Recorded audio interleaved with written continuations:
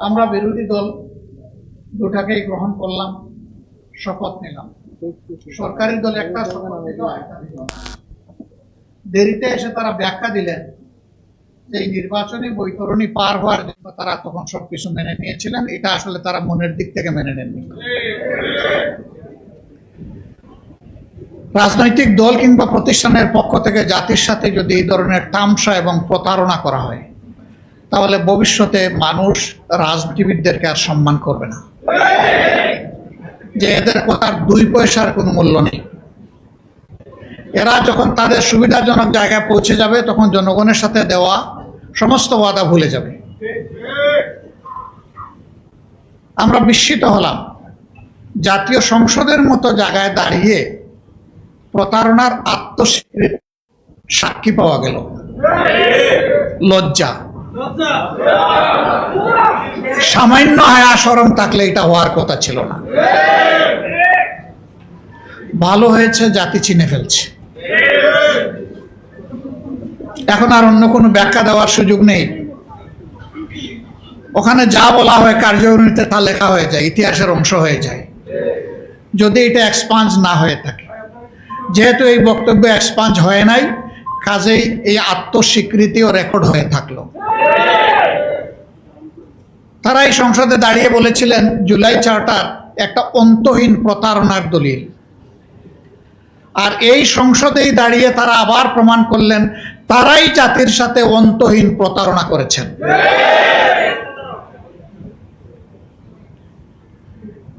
তারা বলেন এই 4টা প্রশ্ন আমি বুঝি না, সাধারণ জনগণ বুঝে কিভাবে? আমার প্রশ্ন হলো 4টা প্রশ্ন যদি জনগণ না বুঝে, তাইলে 31টা বুঝে কিভাবে?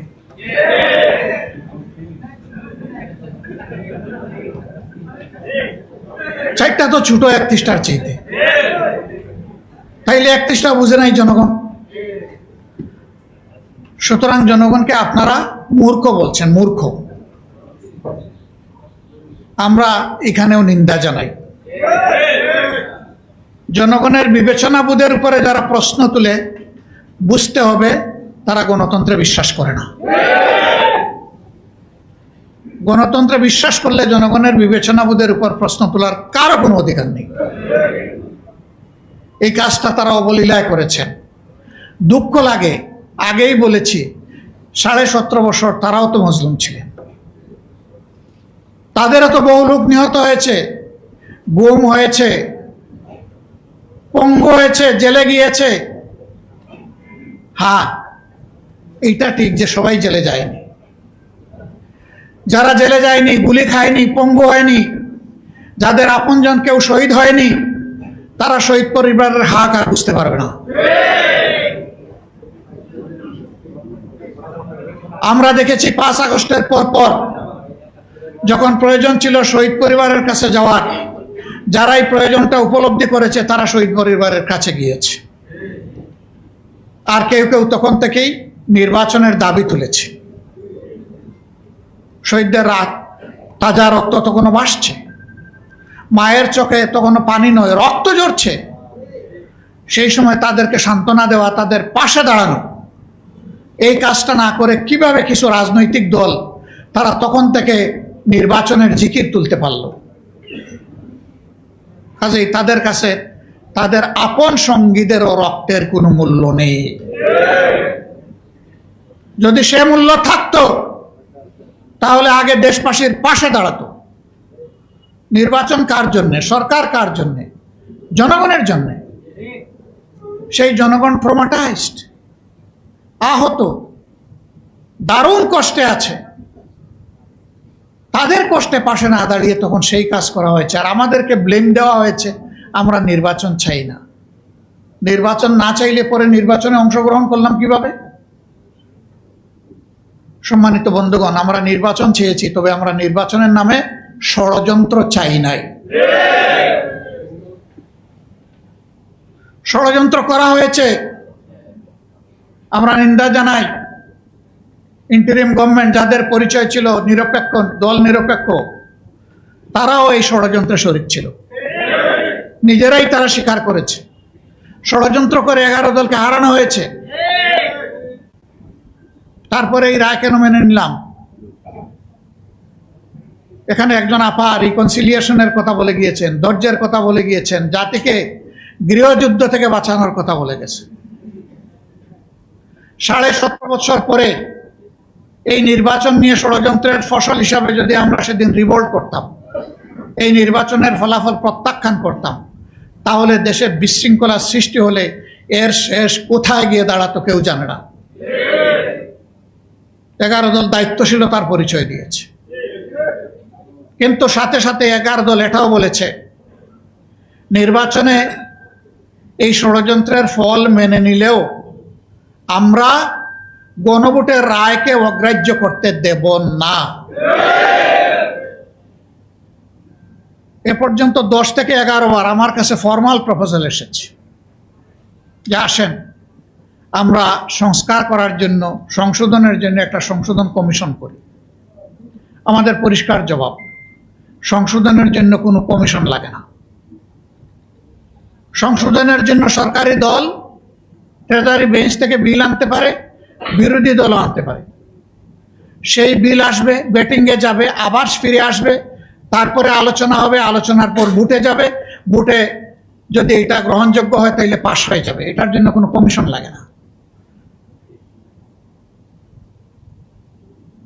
এখানে সংশোধনী কমিশন করার জন্য গণভোট হয় নাই। গণভোট হয়েছে দেশের পচা রাজনীতির আমূল পরিবর্তন সাধনের জন্য, ফ্যাসিবাদের মূল কেটে দেওয়ার জন্যে।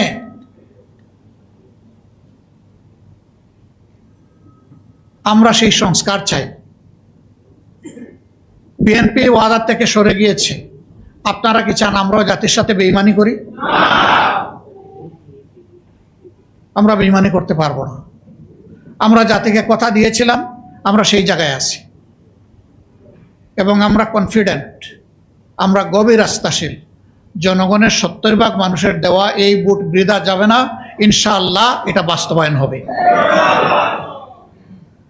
আমরা সংসদের ভিতরে চিৎকার দেব, রাজপথে সমান তালে আমাদের আন্দোলন চলছে, আরো বেগবান হবে দিনের পর দিন। বৃষ্টি ঝড় সব কিছু উপেক্ষা করে এ পর্যন্ত বাস্তবায়ন হয়েছে। আল্লাহ তাআলার কাছে সাহায্য চাই, আগামীতেও যেন আল্লাহ আমাদেরকে সাহায্য করেন, আমাদের সমস্ত কর্মসূচি বাস্তবায়ন। এটা ঠিক, লোহা গরম হয়ে লাল হইতে একটু সময় লাগে, কিন্তু লাল যখন হবে তখন জনগণ হাতে মুগুর নিয়ে ঠিক মতোই পিঠাবে ইনশাআল্লাহ।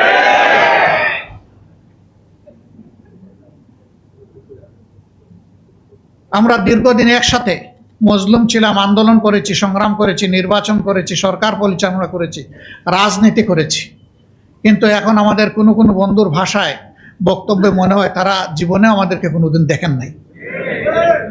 ভুলে গেছেন এত তাড়াতাড়ি? স্মরণ হতে সময় লাগবে না, একটা ঝাঁকুনি যথেষ্ট।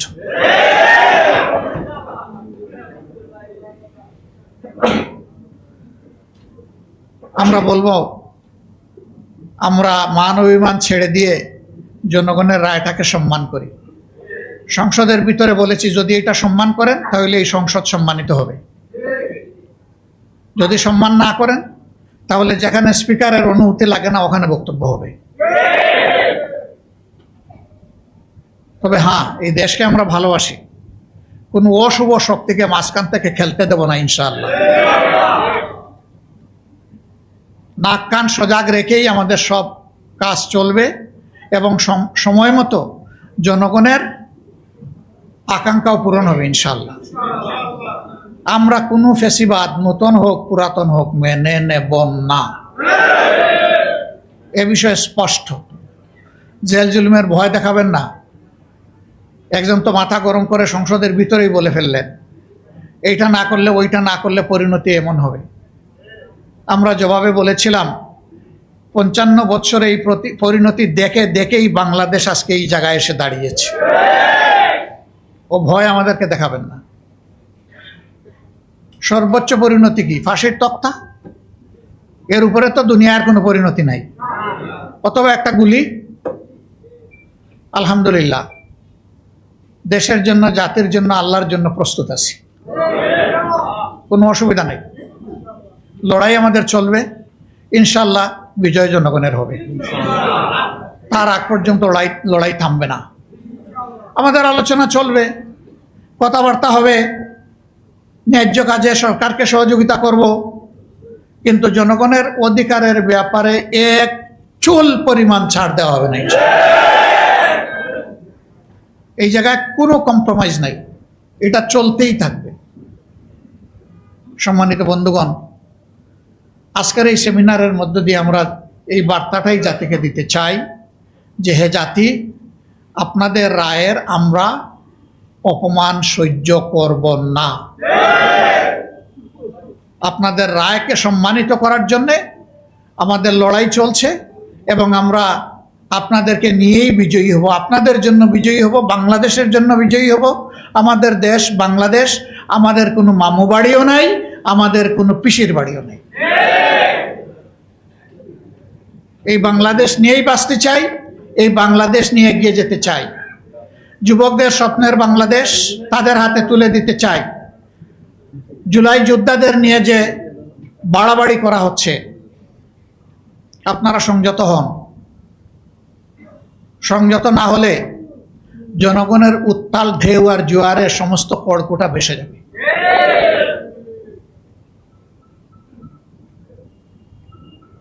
আইন আমরা হাতে তুলে নেওয়ার পক্ষে নই, কিন্তু আমরা তাও বলবো যে কেউ শালীনতার সীমা লঙ্ঘন করে জুলাইকে অপমান করার দুঃসাহস আর দেখাবেন না। যদি দেখান, মনে রাখবেন এই যুব সমাজ, এই জনতা এখনো ঘুমিয়ে যায়নি। যারা সশস্ত্র বাহিনীর সামনে খোলা হাতে দেশপ্রেম নিয়ে দাঁড়াতে পেরেছিল, আজও তারা দাঁড়িয়ে আছে। আমরা ঘুমাইনি, আমরা ঘুমাবো না। আল্লাহ হাফিজ। বাংলাদেশ জিন্দাবাদ। আসসালামু আলাইকুম ওয়া রাহমাতুল্লাহ।